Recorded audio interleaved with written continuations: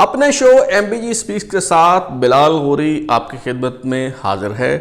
کل ڈسکا میں ضمنی انتخابات کے موقع پر کیا ہوا، یہ انتخابات اتنی اہمیت کیوں اختیار کر گئے؟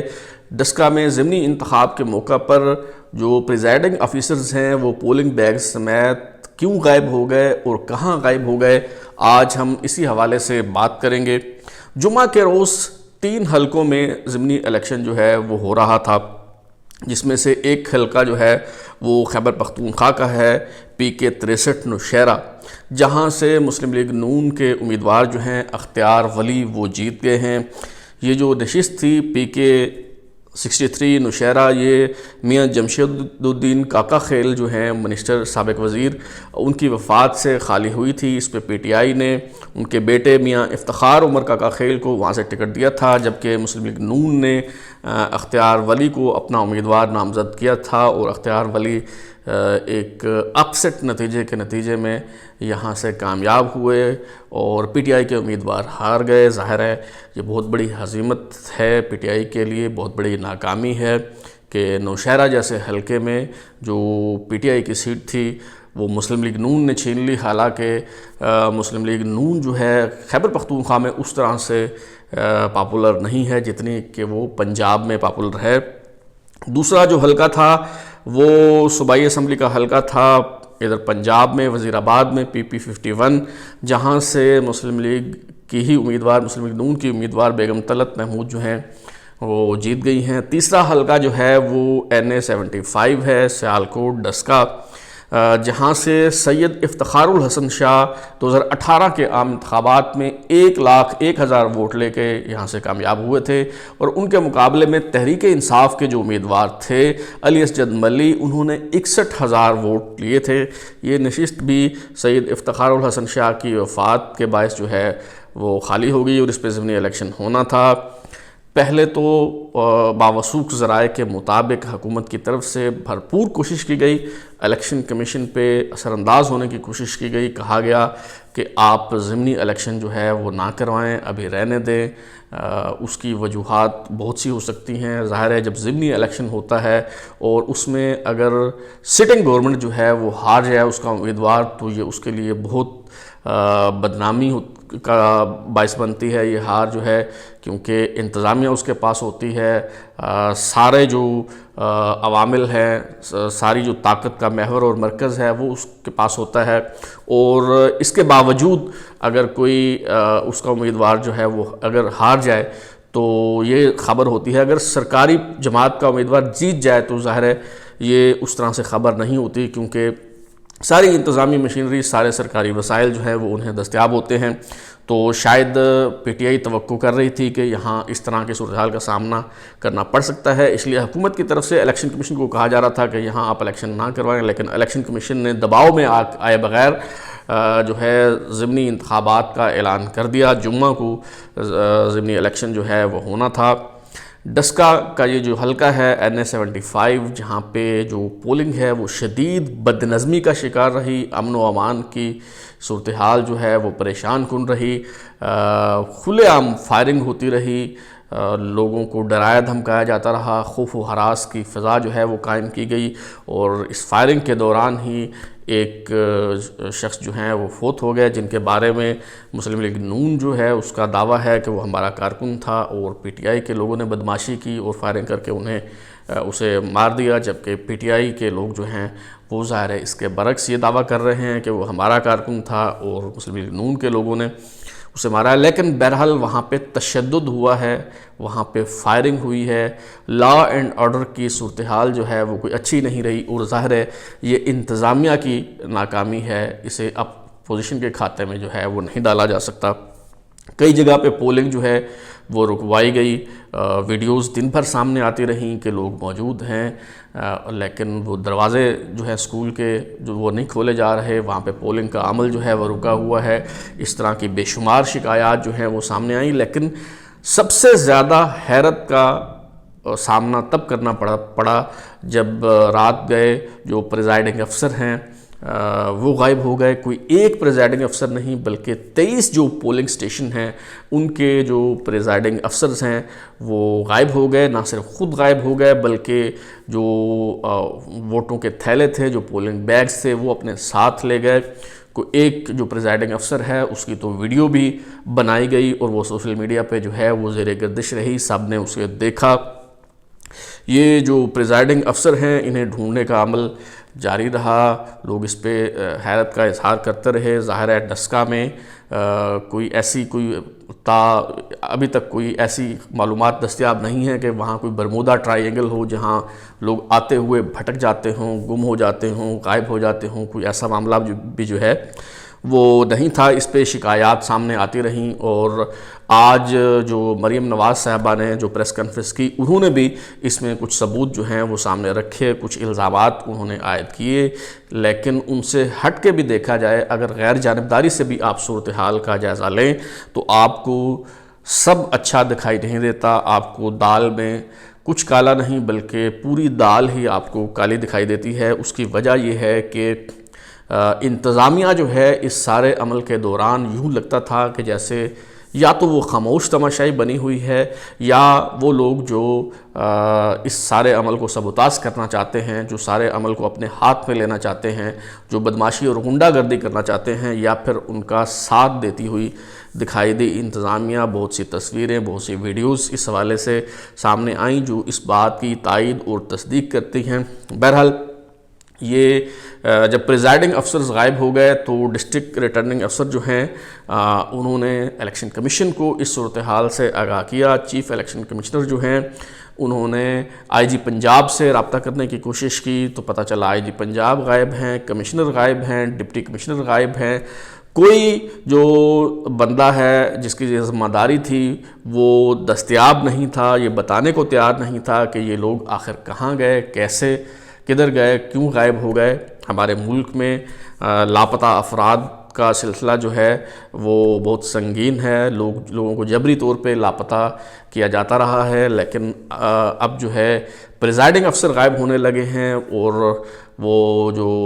ووٹوں کے تھیلے ہیں ان سمیت جو ہے وہ غائب ہونے لگے ہیں. ظاہر ہے یہ بہت تشویشناک بات تھی. چیف الیکشن کمیشنر جو ہیں سلطان سکندر راجہ وہ ساری رات یہ کوشش کرتے رہے کہ اسی طرح انتظامیہ سے رابطہ ہو اور انتظامیہ سے رابطہ نہیں ہوا. رات 3 بجے ان کی بات ہوئی چیف سیکرٹری سے جنہوں نے انہیں تعاون کی یقین دہانی کروائی, لیکن اس کے بعد وہ بھی جو ہے دیگر افراد کی طرح وہ غائب ہو گئے اور وہ دستیاب نہیں رہے. صبح 6 بجے یہ جو پریزائڈنگ افسر ہیں 23 پریزائڈنگ افسر جو ہیں یہ ان کی آمد ہوئی, یہ نمودار ہوئے اور ان سے جب پوچھا گیا کہ آپ لوگ کہاں تھے تو ان میں سے کسی نے بتایا کہ دھند بہت زیادہ تھی اس لیے ہم جو ہے ڈسٹرکٹ ریٹرننگ افسر جو ہے اس کے دفتر میں نہیں پہنچ سکے. وہاں مقامی لوگ جو ہیں وہ بہت اچھی طرح سے جانتے ہیں, انہیں معلوم ہے کہ گزشتہ شب کوئی وہاں پہ دھند نہیں تھی, اور اگر دھند ہوتی تو جتنے پریزائڈنگ افسر ہیں ان سب کو ڈسٹرکٹ ریٹرننگ افسر کے پاس پہنچنے میں مشکلات پیش آتی. لیکن باقی سب لوگ اگر پہنچ گئے تو یہ 23 پریزائڈنگ افسر جو ہیں یہ کیوں اور کیسے نہیں پہنچ سکے. اور ایسی دھند میں یہ تو ہوتا ہے کہ آپ کو راستہ سجھائی نہ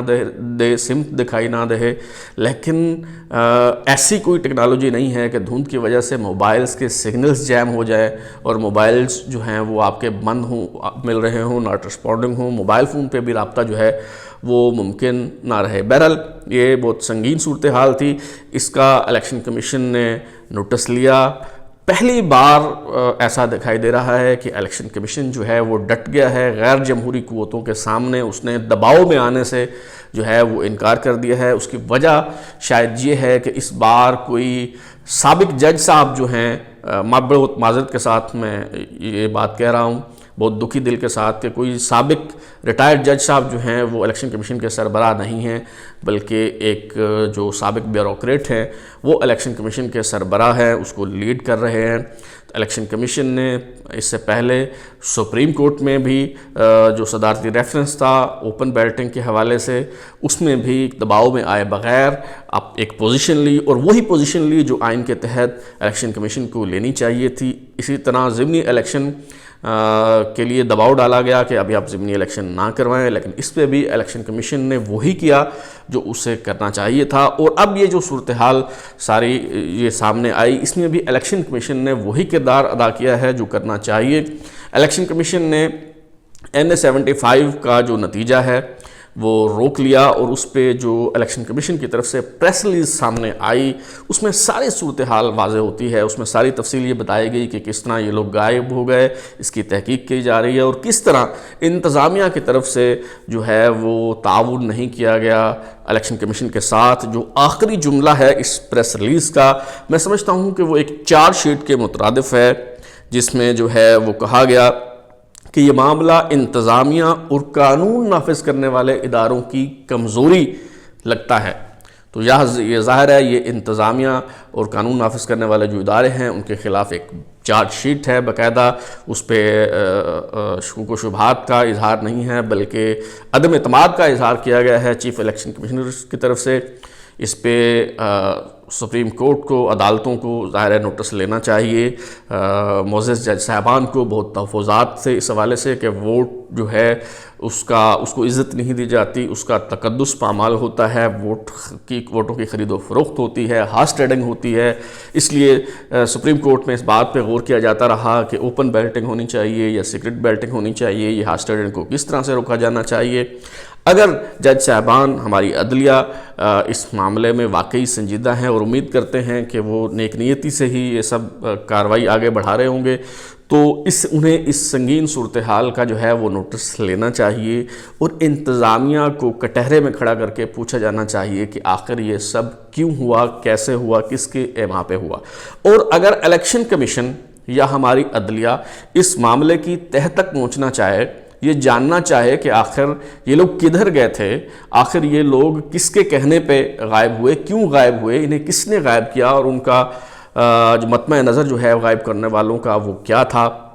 تو بہت آسانی سے یہ کیا جا سکتا ہے۔ موبائل فونز کی جو لوکیشن ہے، چاہے موبائل فون آپ کا بند ہو، اس کے باوجود بھی آپ کے موبائل کی جو فینسنگ ہو سکتی ہے، اس کی لوکیشن معلوم کی جا سکتی ہے، پتہ چل سکتا ہے۔ اگر یہ ان پریزائڈنگ افسرز کے جو موبائل فونز تھے ان کی لوکیشن معلوم کی جائے تو صاف پتہ چل جائے گا کہ یہ لوگ جو تھے کیا محکمہ زراعت کے دفتر میں تھے، اور کیا محکمہ زراعت کے لوگ انہیں اپنے ساتھ لے گئے تھے، مہمان نوازی کی غرض سے لے گئے تھے، یا جس مقصد کے لیے بھی لے گئے تھے، اس کا تعین بعد میں کیا جا سکتا ہے۔ لیکن بہرحال یہ ضرور اس سے معلوم کیا جا سکتا ہے کہ آخر یہ کیوں غائب ہوئے، کس کے کہنے پہ غائب ہوئے، اور یہ لوگ کہاں تھے۔ یہ اس بات کا تعین جو ہے وہ ضرور کیا جا سکتا ہے۔ اور ہمارے ہاں جب تک یہ محکمہ زراعت، محکمہ جذبات، محکمہ موسمیات ان کی طرف سے اپنا کام چھوڑ کے یہ جو انتخابات ہیں ان کا بندوبست کرنے کی کوشش کی جاتی رہے گی، ان کا انتظام سنبھالنے کی کوشش کی جاتی رہے گی، ووٹ چرائے جاتے رہیں گے، من پسند چہرے جو ہیں وہ آگے لائے جاتے رہیں گے، تب تک یہ چمن جو ہے یہ یوں ہی چلتا رہے گا۔ یہ پہلی بار نہیں ہوا، یہ جو بکسے چوری کرنے کا الزام لگتا ہے، یہ جو ووٹ چوری کرنے کا جو ہے وہ الزام لگتا ہے، بلکہ 2018 کے عام انتخابات میں بھی یہی کہانی جو ہے وہ دہرائی گئی تھی۔ معلوم ہو رہا تھا، نتائج سامنے آ رہے تھے کہ جی فلاں آگے، فلاں پیچھے، فلاں آگے، فلاں پیچھے، اتنے جو پولنگ سٹیشنز ہیں ان کا رزلٹ آ گیا، اتنے کا رہ گیا، 74% آ گیا، 75% آ گیا۔ یہ جب کچھ 60-70% کے قریب نتائج آ چکے تو اس کے بعد اچانک جو ہے وہ آرٹسٹ بیٹھ گیا، سسٹم جیم ہو گیا، اسے بٹھا دیا گیا۔ جس طرح سے یہ جو پریزائڈنگ افسر ہیں یہ غائب ہوئے ہیں، اسی طرح سے سسٹم بھی غائب ہو گیا تھا۔ اور اس کے بعد جو ہے صبح جب اٹھے تو نتائج کچھ اور تھے، حیران کر دینے والے تھے، پریشان کر دینے والے تھے، چونکا دینے والے تھے۔ جب تک یہ معاملہ، اس کی تحقیقات نہیں ہوتی، ذمہ داروں کا سراغ نہیں لگایا جاتا، جب تک یہ محکمہ زراعت کو اس کی جو ذمہ داریاں ہیں، اس کے فرائض ہیں، اس تک محدود نہیں کیا جاتا، اور یہ جو سیاسی بندوبست ہے، یہ جو انتخابات میں کس کو جتوانا ہے، کس کو ہروانا ہے، جب تک اس کام سے انہیں باز نہیں رکھا جاتا، تب تک میرے خیال ہے کہ آپ اوپن بیلٹنگ کر لیں، آپ سیکرٹ بیلٹنگ کر لیں، آپ جو مرضی کر لیں، یہ چمن یوں ہی رہے گا اور یہ سلسلہ یوں ہی چلتا رہے گا۔ جسٹس قاضی فائز عیسیٰ جو ہیں انہوں نے اپنا اختلافی نوٹ جاری کر دیا ہے۔ وہ جو کیس زیر سماعت تھا جس پہ جسٹس گلزار صاحب نے اپنے حکم نامے میں لکھوایا تھا کہ انہیں جو ہے وہ چونکہ وہ وزیر اعظم کے خلاف مقدمہ دائر کیا ہوا ہے لہذا وہ جانبدار ہیں